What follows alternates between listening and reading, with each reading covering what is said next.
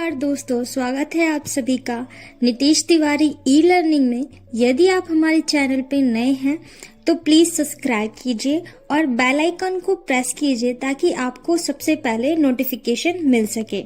हम हिस्ट्री का first chapter Harappa सभ्यता, ईंटें, मनके तथा अस्थियां कर रहे थे। तो इसमें हमारा फोर्थ टॉपिक है सामाजिक विभिन्नताओं का अवलोकन, यानी जो सामाजिक भिन्नताएं होती हैं उसका अवलोकन जो इतिहासकार थे वो किस प्रकार से किया करते थे। तो यहाँ पे सामाजिक विभिन्नताओं का अवलोकन इतिहासकारों ने दो प्रकार से किया है, दो तरीके बताए हैं उसके। तो पहला है शवों का अध्ययन और दूसरा है विलासिता की वस्तुओं की खोज। तो पहला पॉइंट तो हमारा यही होगा, शवाधानों का अध्ययन, यानी कि जो शव हुआ करते थे, मृतक व्यक्तियों के शव, मृत लाशें हुआ करती थी, उनका अध्ययन करना। तो यहाँ पे कहते हैं शवाधानों में मृतकों को दफनाते समय उनके साथ विभिन्न प्रकार की वस्तुएं रखी जाती थी। कुछ वस्तुएं बहुमूल्य थीं तो कुछ साधारण। यानी कि जो हड़प्पा सभ्यता के लोग थे वो जब व्यक्तियों का शवदान करते थे, जब उन्हें दफनाते थे उनके लाशों को, तो उनके साथ कुछ बहुमूल्य वस्तुएं, यानी जिनकी कीमत बहुत ज्यादा हुआ करती थी वो, और कुछ साधारण वस्तुएं यानी जिनकी मूल्य बहुत कम हुआ करती थी वो, उनको भी क्या करते थे, उनके साथ दफनाया करते थे। आप इस प्रकार से समझ सकते हैं, जैसे कि पिरामिड में जैसे मम्मियों को रखा जाता था, मम्मियों के साथ भी आपने देखा होगा कि बहुत सारी हीरे जवाहरात, गहने, खाने पीने की चीजें। तो उसी प्रकार से जो हड़प्पा सभ्यता के लोग थे वो भी ऐसे रखा करते थे। दूसरा पॉइंट है औजारों, धातु पदार्थों, बर्तनों आदि के आधार पर लोगों को सामाजिक आर्थिक स्तर के बारे में जानकारी मिलती है। यानी कि जिस शव के साथ में ज्यादा बहुमूल्य वस्तुएं मिलेगी तो जाहिर सी बात है वो अमीर तबके के होंगे, और जिनके पास कम धातु, रुपए और जो गहने हैं मिलेंगे तो यानी वो कम तबके के लोग होंगे, यानी गरीब लोग होंगे। तीसरा पॉइंट है बहुमूल्य आभूषणों, बर्तनों आदि का प्रयोग करने वाले समाज के और आर्थिक दृष्टि से सामान्य लोग होते थे, जबकि घटिया बर्तन और कम कीमती आभूषणों का प्रयोग निर्धन लोग करते थे। जैसा कि बताया मैंने कि जाहिर सी बात है जो व्यक्ति बहुमूल्य गहने और बर्तन का इस्तेमाल करते होंगे तो वो अमीर तबके के होते होंगे, और जो घटिया किस्म के बर्तन और कम कीमती आभूषण पहनते होंगे वो निर्धन तबके के लोग हुआ करते थे। तो इस प्रकार जो इतिहासकार थे, पुरातात्विक थे, वो शवों के माध्यम से, पहला तो पॉइंट ये था, शवों के माध्यम से क्या करते थे, सामाजिक विभिन्नताओं का पता लगाते थे। पॉइंट है विलासिता की वस्तुओं की खोज, यानी कि जो विलासिता की वस्तुएं थी उनका खोज करना। तो पहला पॉइंट है पुरातात्विक वस्तुओं को दो भागों में बांटते हैं, उपयोगी तथा विलासिता की वस्तुएं। यानी जो पुरातात्विक है वो क्या करते थे, जो वस्तुएं प्राप्त होती थी उसको दो भागों में बांटते थे। पहला जो कि उपयोगी थी, यानी डेली यूज में आने वाली चीजें थी, और दूसरा विलासिता की, यानी कि महंगी चीजें जिनका उपयोग केवल महंगे लोग ही किया कर सकते थे, यानी अमीर लोग ही किया कर सकते थे। इसका मतलब यही है। दूसरा पॉइंट है कि पहले वर्ग में उपयोगी वस्तुओं को शामिल किया जाता था। इसमें चक्कियां, मृत भांड, सुइयां, झावा इत्यादि शामिल है। यह वस्तुएं सभी बस्तियों में पाई गई।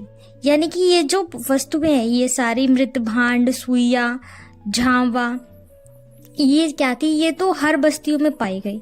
तो दूसरा पॉइंट है पुरातात्विक उन वस्तुओं को कीमती मानते थे जो कि दुर्बल हो अथवा महंगी हो, या फिर स्थानीय स्तर पर ना मिलने वाले पदार्थों से अथवा जटिल तकनीकों से बनी हो। जैसे कि फ्रांस के पात्र, जिन बस्तियों में ऐसी वस्तुएं मिली हैं वहां के समाजों का स्तर अपेक्षाकृत ऊंचा रहा होगा। यानी जो पुरातात्विक है वो कहते हैं कि जिन वस्तुओं में जो दुर्बल चीजें होती हैं, यानी जिनको मिलना बहुत ज्यादा मुश्किल है, अगर अभी हम आम जीवन में भी बात करें तो सोना चांदी हर किसी व्यक्ति के पास मिल जाएगा, लेकिन जो हीरे जवाहरात होंगे, कीमती पत्थर होंगे, वो क्या होंगे, अमीर लोगों के पास ही मिलेंगे। तो हम कहेंगे कि भाई वो अमीर है तो इसलिए उसके पास है, और बाकी उपयोग की चीज़ें तो हमारे पास भी हैं। तो इस प्रकार से पुरातात्विक भी किया करते थे। चौथा पॉइंट होगा क्षेत्रीय आधार पर सामाजिक विभिन्नताएं, जैसे कि खानदान, मनोरंजन के संसाधनों की विभिन्नताएं, मकानों का आकार और बनावट की विभिन्नताएं, यानी कि वहाँ का खान पान कैसा था, मनोरंजन के साधन कैसे थे, संसाधन किस प्रकार के वहाँ पे उपलब्ध थे, मकान क्या छोटे थे या बड़े थे, इसके आधार पर भी जो पुरातात्विक है वो क्या करते थे, सामाजिक विभिन्नताओं का पता लगाते थे। पांचवा पॉइंट है कब्रों में मिले शवों के साथ पदार्थों और धार्मिक परंपराओं या रीति रिवाजों की विभिन्नताएं, यानी कि अब रीति रिवाज भी विभिन्नताएं होती हैं। मुस्लिम अलग तरीके से शवदान करते हैं, हिंदू अलग तरीके से शवदान करते हैं। तो जब पुरातात्विक कब्रों का अध्ययन करते हैं तो वो देखते हैं कि हर शव के साथ कुछ ना कुछ विभिन्नताएं पाई जाती हैं। तो इसके आधार पर भी वो क्या करते थे, सामाजिक विभिन्नताओं का पता लगाते थे पुरातात्विक। तो ये दो प्रकार के जो हैं आपके एग्जाम के पॉइंट ऑफ व्यू से बहुत ज़्यादा इम्पॉर्टेंट है दोस्तों, हमेशा याद रखिए। शवदान का अध्ययन और दूसरा है विलासिता की वस्तुएं। कहीं पे भी गड़बड़ाए इनको रिमाइंड कर लीजिएगा कि शवदान के साथ क्या क्या चीज़ें वस्तुएं आ सकती हैं और विलासिता की वस्तुएं क्या क्या हो सकती हैं। इस प्रकार से आपको इजी रहेगा एग्जाम में लिखने के लिए। पांचवा टॉपिक है शिल्प उत्पादन के विषय में जानकारी, यानी जो शिल्प उत्पादन के जो केंद्र होते थे उनके बारे में जो पुरातात्विक थे वो कैसे पता लगाते थे कि हड़प्पावासी किस प्रकार से शिल्प उत्पादन यानी शिल्पकारी किया करते थे। तो पहला पॉइंट तो है मनके बनाने के लिए महत्वपूर्ण वस्तुएं, यानी जो मनके होती थी उनको बनाने के लिए महत्वपूर्ण वस्तुएं क्या क्या हुआ करती थी। तो पहला है कार्नेलियम, जैप्सर, स्टेफस्टिक तथा शेलकरी जैसे तांबा, कांसा, सोने जैसी धातुएं तथा शंख, फ्रांस और पक्की मिट्टी। फ्रांस इसमें इम्पॉर्टेंट है, आपके पेपर में आ जाता है, पूछ लेते हैं। तो ये सारे जो वस्तुएं थी इनके द्वारा जो हड़प्पा वासी थे वो क्या करते थे, शिल्प उत्पादन किया करते थे। दूसरा पॉइंट है मनके बनाने की प्रक्रिया, यानी जो मनके होते थे उनको बनाने की प्रक्रिया क्या होती थी। तो मनके बनाने की तकनीकों में प्रयुक्त पदार्थों के अनुसार विभिन्नताएं थी, यानी पदार्थों के अनुसार में विभिन्नताएं पाई जाती थी। सेलकरी जो एक बहुत मुलायम पत्थर है पर आसानी से कार्य हो जाता था, यानी जो सेलखड़ी पत्थर था बहुत मुलायम था जिससे क्या होता था, आसानी से कार्य हो जाता था। कुछ मनके सेलखड़ी चूर्ण के लेप को सांचे में डालकर तैयार किए जाते थे, यानी जो वो मनके होते थे ना वो इस प्रकार से बनाए जाते थे। सेलखड़ी के चूने को क्या करते थे, एक सांचे में डाल के फिर तैयार करते थे। इसके ठोस पत्थरों से बनने वाले केवल ज्यामितीय आकारों के विपरीत कई विविध आकारों में मनके बनाए जाते थे, यानी जो ठोस पत्थर होती थी उनसे क्या होता था, केवल ज्यामितीय आकारों यानी गोल, चौकोर इस प्रकार के ही मनकाएं बनाए जा सकती थी जिनकी आकृति क्या होती थी, भिन्न भिन्न हुआ करती थी। तो इस प्रकार जो हड़प्पा वासी थे वो मनके बनाया करते थे, उनके पास वो तकनीक विकसित थी जिससे वो सांचे में डाल के मनकों का निर्माण भी कर लिया करते थे। अगला प्रश्न है जो पुरातात्विक थे वो शिल्प उत्पाद केंद्रों की पहचान कैसे करते थे, यानी जो पुरातात्विक हुआ करते थे वो किस प्रकार से शिल्प उत्पादों का पता लगाया करते थे। तो पहला पॉइंट तो हमारा यही है कि शिल्प उत्पादन के केंद्रों की पहचान के लिए वो क्या करते थे, चिकनी मिट्टी, पत्थर, तांबा, टेनिया, जस्तर, कांसा, सोना, शंख, जैस्पर, चक्कियां जैसी कच्चा माल तथा कूड़ा करकट का पता लगाते थे। यानी ये जो सारी चीजें जिनसे कि शिल्प उत्पादन हुआ करता था वो सारी चीजों का पहले क्या करते थे, पता लगाया करते थे। दूसरा पॉइंट है कूड़ा करकट शिल्प कार्य के सबसे अच्छे संकेतों में से एक है। जाहिर सी बात है जहाँ पे कार्य होगा वहाँ पे तो पूरा करकट एकत्रित होगा ही। तो जो शिल्प उत्पादन के केंद्र की पहचान लगाने के लिए पुरातात्विद ये देखा करते थे कि कहाँ पे जो धातुएं हैं और पत्थर है सबसे अधिक मात्रा में पाई जा रही है, तो इससे वह पता लग जाता था कि यहाँ पे शिल्प उत्पादन कार्य हुआ करता था। तीसरा पॉइंट है, यह बात करें तो यदि वस्तुओं के निर्माण के लिए शंख अथवा पत्थर को काटा जाता था तो इन पत्थरों के टूटे कूड़े के रूप में उत्पादन के स्थान पर फेंक दिया जाता था। यानी जो पत्थर है उसके जो टुकड़े थे वो क्या होते थे, कूड़े के रूप में फेंक दिया जाता था। इससे भी जो पुरातात्विद है वो पहचान करते थे शिल्प उत्पादन केंद्रों की। चौथा पॉइंट है, जिन स्थानों पर यह टुकड़े मिले हैं वह दर्शाते हैं कि यह स्थल शिल्प उत्पादन के केंद्र हुआ करते थे। इस प्रकार हम देखते हैं कि पुरातात्विद जो हुआ करते थे इस प्रकार से शिल्प उत्पादनों का पता लगाया करते थे। अगला प्रश्न है, हड़प्पावासी कच्चे माल की प्राप्ति के लिए कौन कौन सी नीतियां अपनाते थे, यानी किस तरीके से वो कच्चे माल की प्राप्ति किया करते थे। तो यहाँ पे 2 प्रकार बताए गए हैं, पहला बस्ती स्थापित करना और दूसरा अभियान भेजना। पहला पॉइंट है हमारा बस्ती स्थापित करना। हड़प्पावासी उन स्थानों पर बस्तियां स्थापित करते जहां कच्चा माल आसानी से उपलब्ध था, जहां पे कच्चा माल आसानी से मिल जाता था, उन्हें ज्यादा कुछ मेहनत करनी नहीं पड़ती थी, जो भी चीजें थी वो आसानी से मिल जाती थी। दूसरा पॉइंट है, उन्होंने नागेश्वर और बालकोट में जहां शंख आसानी से उपलब्ध था बस्तियां स्थापित की थी। यानी नागेश्वर और बालकोट में शंख आसानी से मिल जाते थे, तो वहां पे क्या किया था, उन्होंने अपनी बस्ती को स्थापित कर दिया था।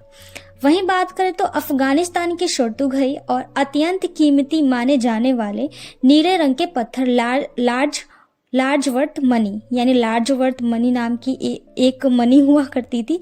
वो क्या होता था, अफगानिस्तान में पाया करता था, कहाँ पे, शोर्तुघई में। तो वो क्या करते थे, वो पत्थर के सबसे अच्छे शंग से निकट स्थित था, यानी कि जो संगत था वहां पे वो निकट था। तो हड़प्पावासी क्या करते थे, वहां से भी जाके लाया करते थे, अफगानिस्तान के शोर्तुघई से। हमारा दूसरा पॉइंट है अभियान भेजना। अभियान भेजना यानी जो हड़प्पावासी क्या करते थे, अभियान भेजना कच्चे माल प्राप्त करने के लिए एक अत्यंत नीति थी। यानी जो अन्य नीति थी, ये जो हड़प्पावासी थे क्या करते थे, कच्चे माल को प्राप्त करने के लिए क्या करते थे, अभियान भेजा करते थे। वो एक अन्य नीति थी उनकी, ठीक है। दूसरे पॉइंट की बात करें तो राजस्थान के सेल क्या है, खेतड़ी आंचल में तांबे के, दक्षिण भारत में सोने के लिए अभियान भेजे गए। यानी राजस्थान में खेतड़ी आंचल में तांबे के लिए अभियान भेजे गए थे और क्या था, दक्षिण भारत में क्या थे, सोने के लिए अभियान भेजे गए थे। तीसरा पॉइंट है, इन अभियानों के माध्यम से स्थानीय समुदायों के साथ संपर्क स्थापित किया जाता था। अब जो लोग थे वो अभियान में, यानी कि जब अभियान जाते थे तो जो आसपास के लोग हैं उनके साथ क्या थोड़ा मेल मिलाप बनाना जरूरी होता था ना, ताकि खाने पीने की वस्तुएं, रहने की जगह आसानी से उपलब्ध हो सके। तो वो क्या किया करते थे, जो स्थानीय लोग होते थे उनसे अच्छे संबंध बनाए रखते थे, जो हड़प्पावासी थे। चौथा पॉइंट है, कच्चे माल की प्राप्ति के लिए सुदूर क्षेत्रों के साथ संपर्क बनाए रखते थे। अब कच्चे माल को प्राप्त करने के लिए जो दूर दूर के क्षेत्र थे सुदूर, उनसे भी क्या करते थे, अपने अच्छे संबंध बना के रखते थे, जैसे कि ओमान, दिलमुन, मेसोपोटामिया। इन सभी जो उस समय की जो सभ्यताएं थी, तो हड़प्पावासी क्या करते थे, इनके साथ भी अच्छे संबंध बनाए रखते थी। अगला प्रश्न है, हड़प्पाई लिपियों की विशेषताएं क्या थी। इन जो हड़प्पाई लिपि थी उनकी विशेषता क्या थी, वो इतनी रहस्यमय लिपि क्यों मानी जाती है। तो इसके 5 प्रकार बताए गए हैं। पहला तो है पत्थर, यानी जो हड़प्पाई लिपियों का निर्माण हुआ करता था सेलखड़ी नामक पत्थर से होता था, जो मुलायम पत्थर होती थी। पहला पॉइंट तो यही है कि जो हड़प्पाई लिपि थी वो सेलखड़ी नामक पत्थर पर बनाई जाती थी, और ये इम्पोर्टेंट इसलिए थी क्योंकि वो जो पत्थर था ना, वो क्या था, मुलायम पत्थर था। दूसरा पॉइंट है रहस्यमय लिपि। जो हड़प्पाई लिपि है इसको क्या रहस्यमय लिपि भी कहा जाता है। रहस्य का मतलब जिसका आज तक खुलासा ही नहीं हो पाया, आज तक कोई भी जो पुरातात्विद है वो उसको पढ़ ही नहीं पाया, जो इतिहासकार है उसको पढ़ ही नहीं पाया कि ये क्या चीज़ है, क्या लिखी गई है। तो हड़प्पाई लिपि की रहस्यमय माना जाता है क्योंकि इसे अभी तक पढ़ा नहीं जा सका, इसका रहस्य अभी तक बना हुआ है। अब सोचिए पढ़ लेंगे तो फिर जो रहस्य है वो खुल जाएगा और हमें हड़प्पा सभ्यता के बारे में जो जानकारी नहीं मिली है वो भी हमें क्या हो जाएगी, प्राप्त हो जाएगी।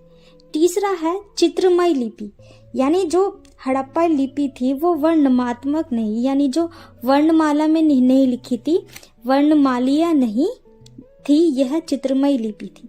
यानी वर्णमाला के रूप में नहीं थी, ये क्या थी, चित्रों के माध्यम से लिखी जाती थी। चौथा पॉइंट है चिन्हों की संख्या, यानी जो हड़प्पाई लिपि थी उनमें चिन्हों की संख्या भी थी, उसके बढ़कर ज्यादा नहीं थी। तो यहाँ पे बताया गया है 375 से लेके 400 के बीच में थी इनकी संख्या जो थी हड़प्पाई लिपि की।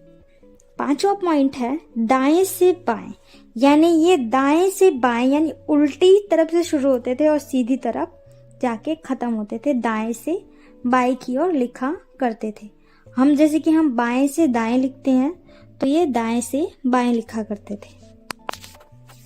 ये जो थे बहुत ज़्यादा इम्पॉर्टेंट पॉइंट्स थे, आप इन्हें फिंगर के पॉइंट्स पे भी याद कर सकते हैं ताकि आपको एग्जाम में लिखने में आसानी होगी। पत्थर यानी सेलखड़ी, रहस्यमय लिपि यानी इसे कोई तक आज तक नहीं पढ़ पाया है। तीसरा चित्रमय लिपि यानी इसमें वर्ण नहीं होते थे, चित्रों के माध्यम से लिखा जाता था। चौथा चिन्हों की संख्या, चिन्हों की संख्या इसमें 375 से 400 बताई गई है। और पांचवा दाएं से बाएं, यानी आप ये हमेशा याद रखिए, हम क्या करते हैं बाएं से दाएं लिखते हैं तो वो क्या करते थे उल्टा, जैसे कि उर्दू में लिखा जाता था बाएं से लिखा जाता है बाएं से दाएं, वो इस प्रकार से लिखा करते थे। तो आप इन्हें इस प्रकार से याद कर सकते हैं कि हड़प्पाई लिपि थी वो रहस्यमय